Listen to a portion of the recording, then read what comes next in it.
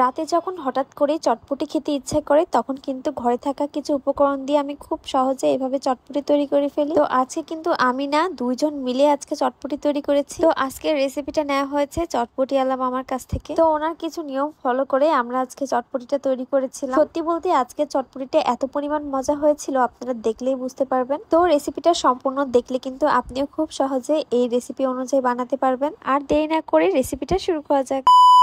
আসসালামু আলাইকুম, সবাই কেমন আছেন? আশা করছি সবাই ভালো আছেন। সবার অনেক দোয়াই এবং ভালোবাসায় আলহামদুলিল্লাহ আমরাও অনেক ভালো আছি। সবাইকে আমার নতুন একটা ভিডিওতে অনেক ভালোবাসা এবং ওয়েলকাম জানাচ্ছি। তো চটপটি তৈরি করার জন্যই প্রথমে আমি 4 থেকে 5 ঘন্টা মতো ডাবলিটা ভিজিয়ে রেখেছিলাম। ডাবলিটা খুব ভালোভাবে ভিজে গিয়েছে। এবার এর মধ্যে কয়েকটা আলু এবং পানি দিয়ে সিদ্ধ বসিয়ে দিয়েছি।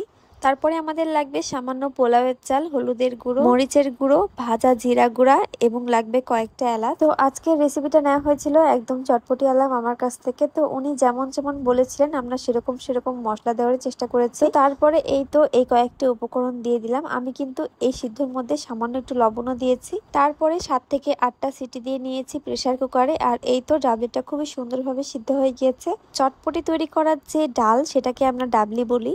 আর বাবুর আব্বু সবসময় চটপটি তৈরি করার ক্ষেত্রে আমাকে অনেক বেশি হেল্প করে আর ও এটা তৈরি করে। তো এখানে আমি সব মশলা দিয়ে খুব ভালোভাবে সিদ্ধ করে নিয়েছি। ও এখানে আমি আস্ত রসুন ব্যবহার করেছিলাম। তো এখানে টেস্টিং সল্ট দেওয়ারও কথা ছিল, তবে টেস্টিং সল্টটা বাসায় ছিল না, তাই আর দেইনি। আর এই সাইডে আমি শসা, পেঁয়াজ এবং মরিচ কেটে রেখে দিয়েছি। তো এইবার এই চটপটিটা সম্পূর্ণ তৈরি করার পালা। আর বাবুর আব্বু এখানে ডিমটাও ছুলে নিচ্ছে। এখানে 3টা ডিম সিদ্ধ করতে দেওয়া হয়েছিল। তো ডাবলির মধ্যেই আলু সিদ্ধ করতে দিয়েছিলাম। আলুটা খুব ভালোভাবে সিদ্ধ হয়ে গিয়েছে, সাথে ডাবলিটাও। এবারে সে এক এক করে আলুগুলো ছুলে নিচ্ছে। আর এই সাইডে আগে থেকে সে তৈরি করে রেখেছিল তেঁতুলের টক। তো এখানে তেঁতুল, লবণ এবং চটপটি মশলা দিয়ে এই টকটা তৈরি করা হয়েছে। আর আমার হাতে যে মশলার 2টা প্যাকেট দেখছেন, এই 2টা ছিল চটপটি আলা মামার কাছ থেকে নেওয়া। এই মশলাগুলোর ঘ্রাণ আসলে অনেক সুন্দর ছিল।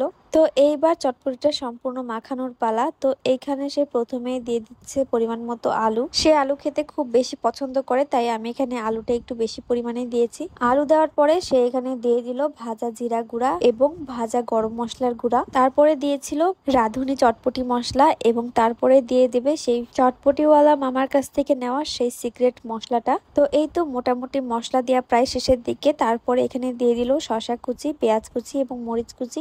তো গরম গরমে সবকিছু খুব ভালোভাবে মাখিয়ে নিচ্ছে। তারপরে সবশেষে এখানে দিয়ে দেবে পরিমাণ মতো তেঁতুলের টক।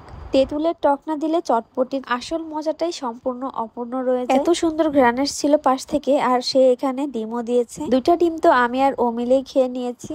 তো এবারে আমি নিয়ে নিলাম আর টেস্ট করার জন্য ওয়েট করতে পারছি না। লবণটা কিন্তু খুবই পরিমাণ অনুযায়ী দিতে হবে, কারণ চটপটি মশলায় কিন্তু লবণ থাকে। এবারে আমি ওপর থেকে আরো কিছু শসা, কাঁচামরিচ এবং পেঁয়াজ দিয়ে আরো একটু ডেকোরেশন করে নিলাম। আর উপর থেকে সেই সিক্রেট মশলাটাও দিয়ে দিয়েছি। দেখি কার কার লোভ লাগছে অবশ্যই কমেন্টে জানাবেন। তো আমি আরো সামান্য একটু তেঁতুলের টক নিয়ে নিলাম। এবারে সবকিছু একসাথে মাখালেই ব্যাস আমাদের গরম গরম চটপটি একদম রেডি। পোলাওয়ের চাল দেওয়ার কারণে কিন্তু অসম্ভব সুন্দর একটা ঘ্রাণ আসছিল। চটপটিওয়ালা মামা কিন্তু আমাদের পোলাওয়ের চাল, টেস্টিং সল্ট এগুলো অ্যাড করতে বলেছিল। তো আমি আরো একটু টক নিয়ে নিলাম এবং খেতে অসাধারণ লাগছে। তো আমি কিন্তু সিদ্ধ করার সময় সামান্য তেল দিয়ে দিয়েছিলাম। তো আজকের ভিডিওটা এখানে শেষ করছি। আজকে চটপটি রেসিপিটা আপনাদের কাছে কেমন লেগেছে অবশ্যই কমেন্টে জানাবেন। এতক্ষণ আমার ভিডিওটা দেখার জন্য অনেক অনেক ধন্যবাদ। দেখা হয়ে যাবে নেক্সট কোনো ভিডিও নিয়ে। সে পর্যন্ত সাথেই থাকবেন। আল্লাহ হাফেজ, আসসালামু আলাইকুম।